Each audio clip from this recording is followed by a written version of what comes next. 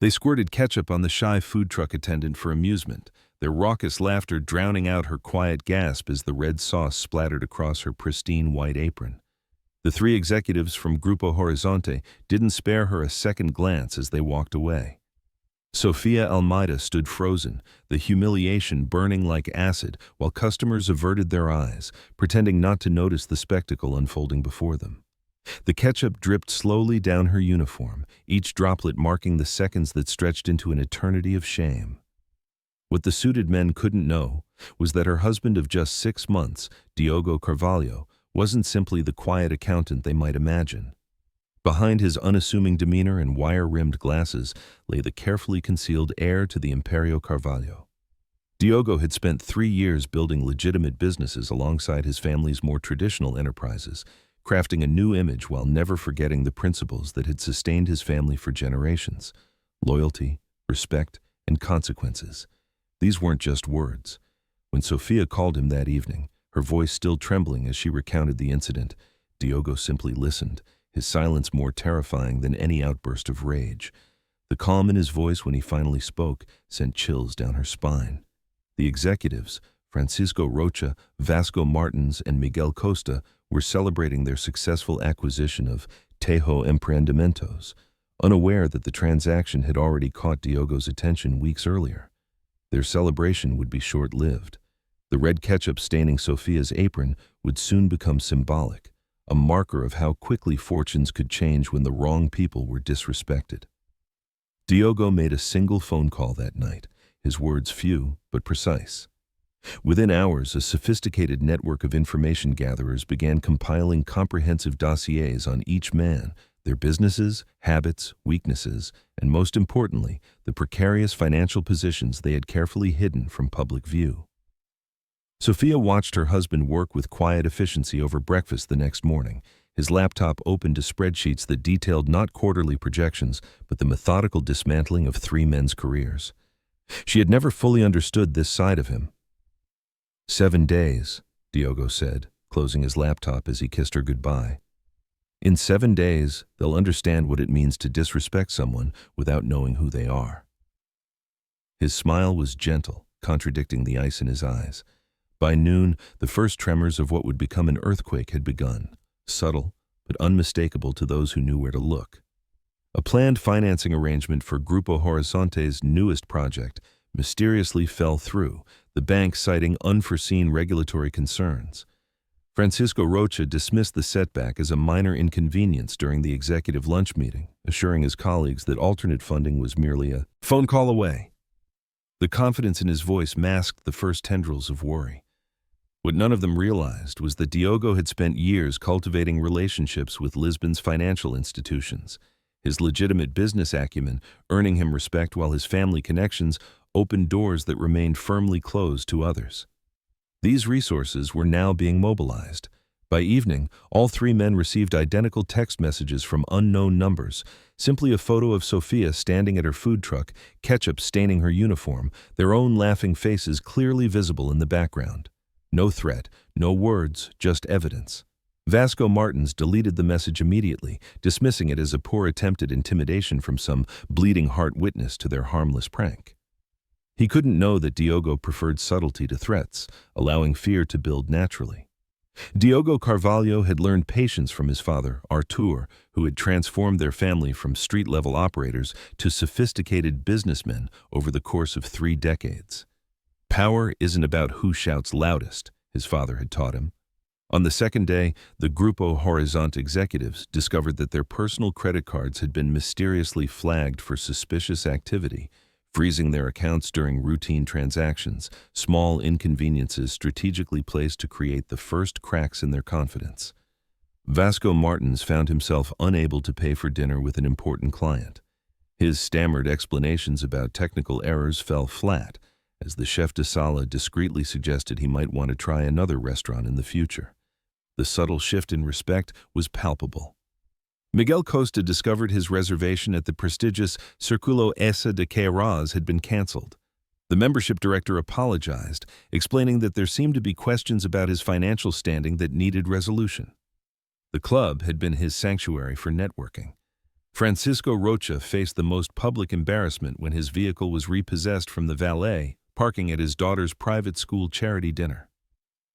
Witnesses described how he shouted at the agents de execución while parents and faculty watched with poorly concealed interest.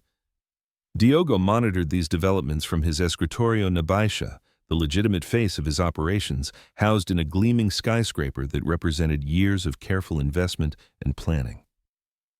His assistant knew not to disturb him as he made a series of brief calls. Sofia had returned to work at her food truck, her chin held high. Despite her lingering embarrassment, she was unaware that Diogo had positioned two of his most trusted people nearby. Her safety was non-negotiable in his world of calculated risks. The relationship between Diogo and Sofia had begun 2 years earlier, a chance meeting when he had stopped for lunch at her newly opened food truck. He had been drawn to her quiet dignity and determination, finding in her a refreshing authenticity. Diogo had kept his true nature hidden from Sofia during their courtship, revealing his family connections only after he was certain of her character. Her response, concerned not for his business but for his safety, had confirmed what he already knew. Their wedding had been small but elegant, attended by family and a carefully selected group of friends who understood the significance of Diogo choosing a partner from outside their circle. His father had approved with a rare smile of recognition. At home that evening, Diogo prepared dinner while Sofia described her day, deliberately avoiding any mention of whether the Grupo Horizonte executives had returned. He already knew they hadn't. His sources had confirmed they were too busy with their multiplying problems. "I've been thinking about expanding the business," Sofia said, changing the subject to something that brightened her expression. "Maybe a second truck or even a small restaurant location." Diogo nodded encouragingly, making a mental note. The countdown to complete resolution had begun in Diogo's mind. Each element precisely timed to build upon the previous, creating a crescendo of consequences that would leave no doubt about the message being delivered. Respect wasn't optional in his world. By midnight, Diogo had arranged for rumors to begin circulating in the business community about Grupo Horizonte facing potential regulatory scrutiny. The whispers were strategically placed to reach nervous investors without revealing their source. Vasco Martins checked his company's stock price obsessively before bed, noting with growing alarm the unexplained 3-point drop in after-hours trading. Something was happening, but he couldn't identify what or who was behind it. The third day dawned with Francisco Rocha discovering that the keynote speaking engagement he'd been scheduled to deliver at the Industry Leadership Conference had been mysteriously canceled. His professional reputation, carefully cultivated over decades, was showing its first visible cracks. Vasco Martins arrived at his office to find his executive assistant unusually tense, informing him that 3 major clients had called to postpone their quarterly review meetings without explanation. The calendar that had been packed solid now showed alarming gaps. Miguel Costa's morning began with a call from his wife, her voice tight with controlled panic as she explained that their family's holiday home in the Algarve was being audited for property tax discrepancies going back 7 years. The implications were potentially devastating. The 3 men convened an emergency meeting in Francisco's office, the usual confidence notably absent as they compared notes on their suddenly precarious situations. "This isn't a coincidence," Francisco finally acknowledged, loosening his silk tie with visible discomfort. "The food truck girl," Vasco said suddenly, the memory of their thoughtless prank surfacing with new significance. "The photo message, that has to be connected." The other 2 stared at him, initial dismissal quickly replaced by dawning recognition. Diogo spent the morning in meetings with Lisbon's most prominent developer, negotiating terms for the Projeto Doca do Tejo that would cement his legitimate business credentials. His phone remained silent, no need for direct involvement yet in what was unfolding elsewhere.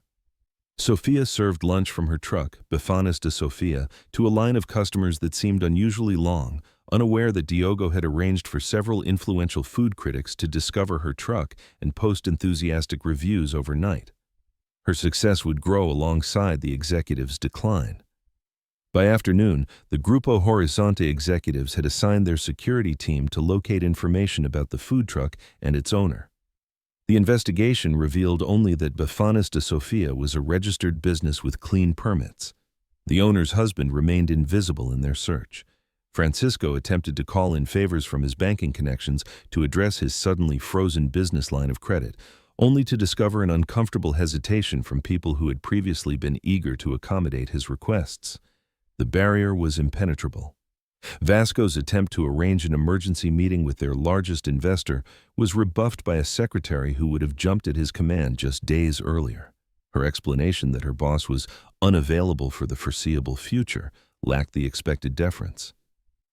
Miguel's lawyer called with disturbing news that environmental inspectors had suddenly taken an interest in a Grupo Horizonte development project, citing anonymous concerns about potential violations that would require a complete work stoppage until resolved. The timing couldn't be worse. The foundation of Grupo Horizonte, which had appeared unshakable just 3 days earlier, was now showing stress fractures that threatened the entire structure. What the executives couldn't comprehend was the orchestrated nature of their troubles. Diogo reviewed the day's developments with his most trusted advisor, a silver-haired man who had served his family for 30 years. "They're beginning to feel it," the older man observed, "but they still don't understand the why or the who." "They will," Diogo replied, his voice carrying the quiet certainty of someone who had calculated every variable and contingency. "Tomorrow we move to Phase 2. The pieces were aligned perfectly on his mental chessboard. As night fell across the city, 3 men lay awake in their luxury homes, reviewing their lives for enemies capable of such coordinated attacks. Meanwhile, Diogo held Sofia close, her breathing steady in sleep, unaware of the justice being methodically delivered.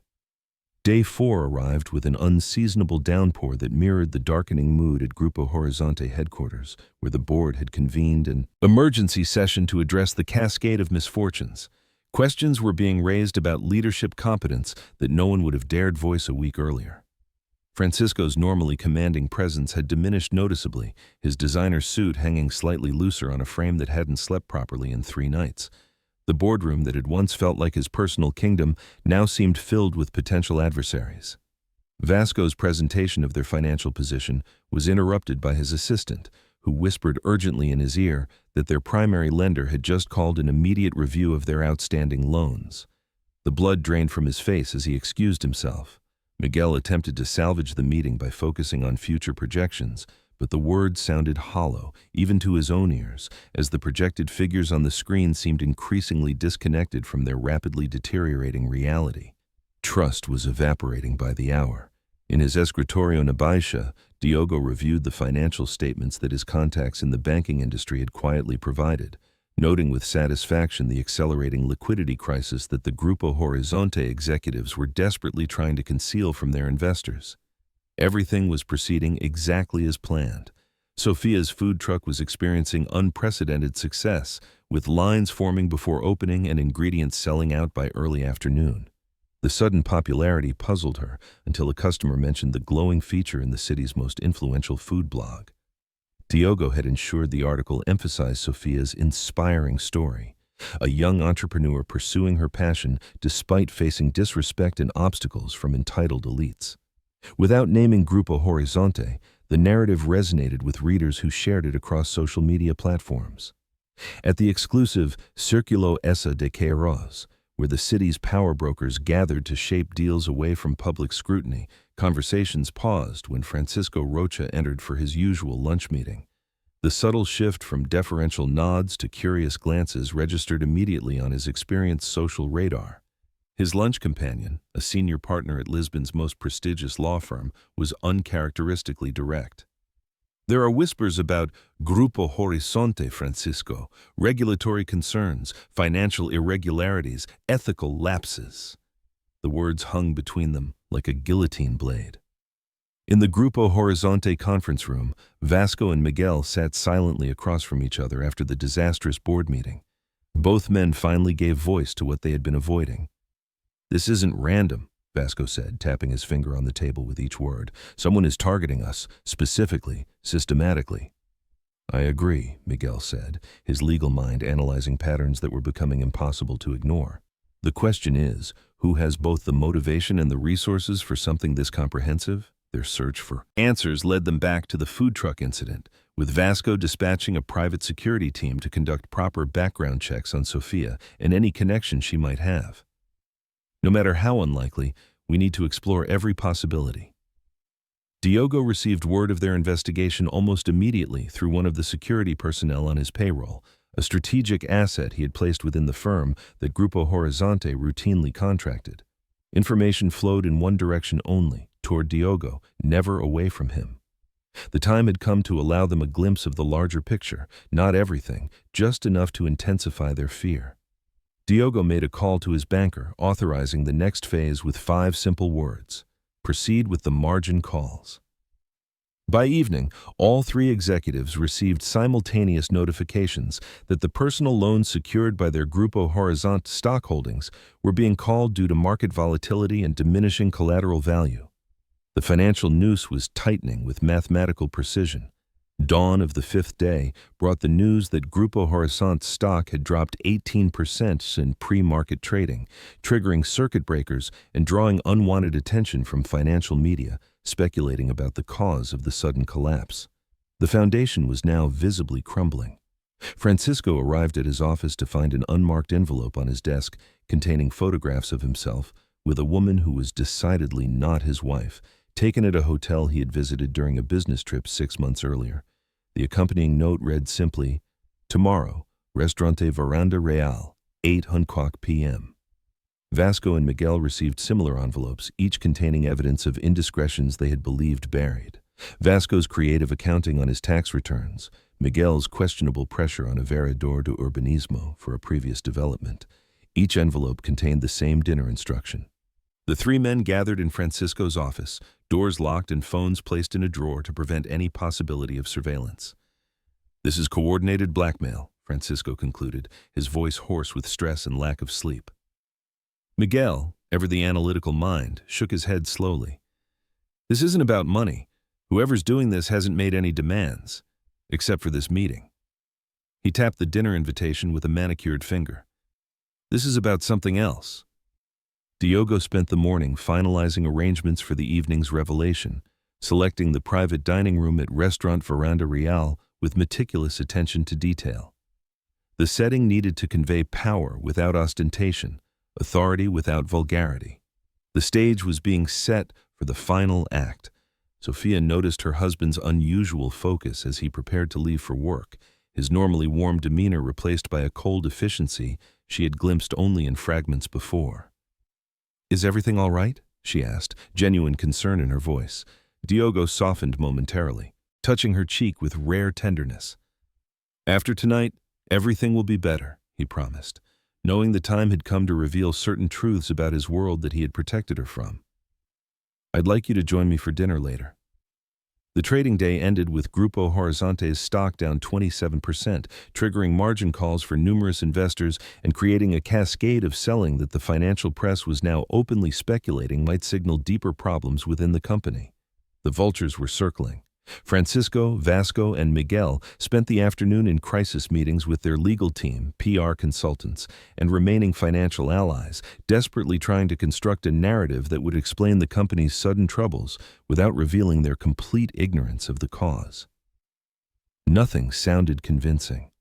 As evening approached, the 3 executives arrived separately at Restaurant Veranda Real, each man noticeably diminished from their arrogant postures of just 5 days earlier.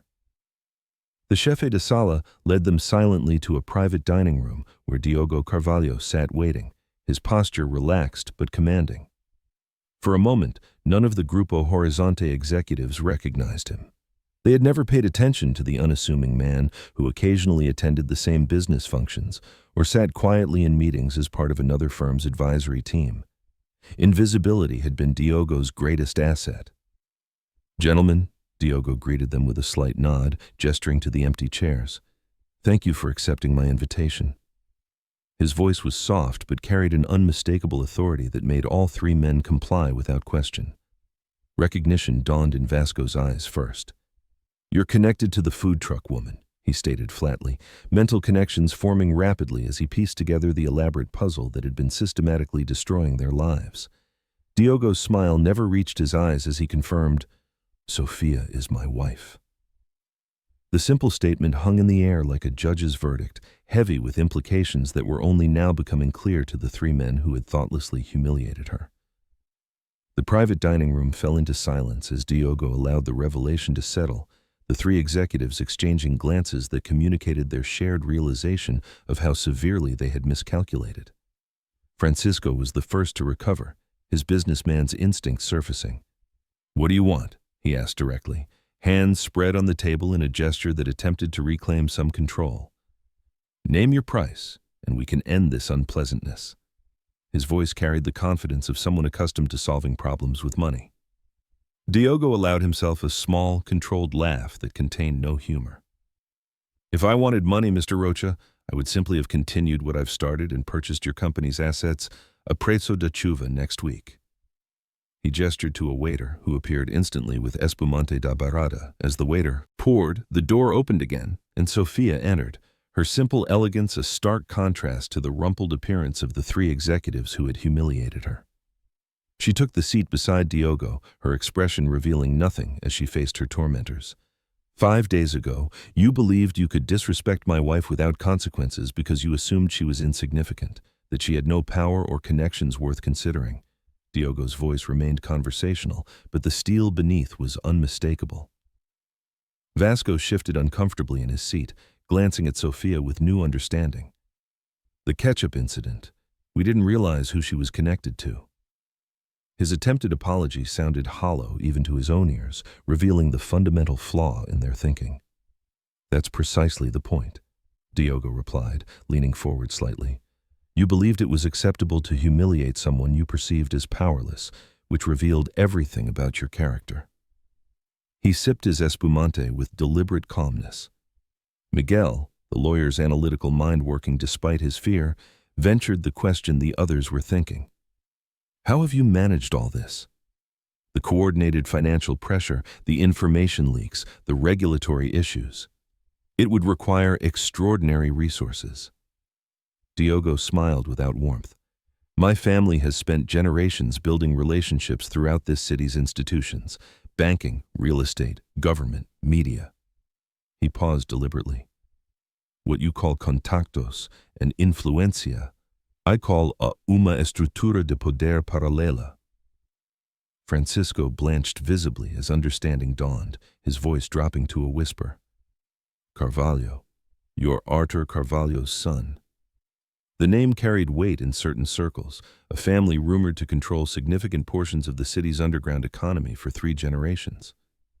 "Now we can have an honest conversation," Diogo acknowledged, nodding slightly at Francisco's recognition. "I've demonstrated what happens when you earn my displeasure. Now I'll offer you a choice about what happens next." Sofia, who had remained silent until now, spoke with a quiet dignity that commanded attention. "The choice isn't about money or business. It's about respect, not just for me, but for everyone you encounter, regardless of their perceived status or power."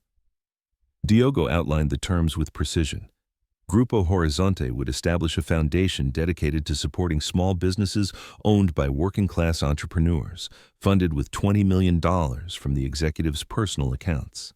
The foundation would be named for Diogo's mother.